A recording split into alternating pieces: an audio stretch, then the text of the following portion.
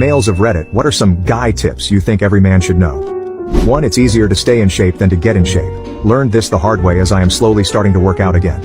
2. Spray the cologne directly onto your skin before putting on your shirt. Less is more. You want people to smell you when they hug you, not when you enter a room. 3. Holding your breath or flexing one of your leg muscles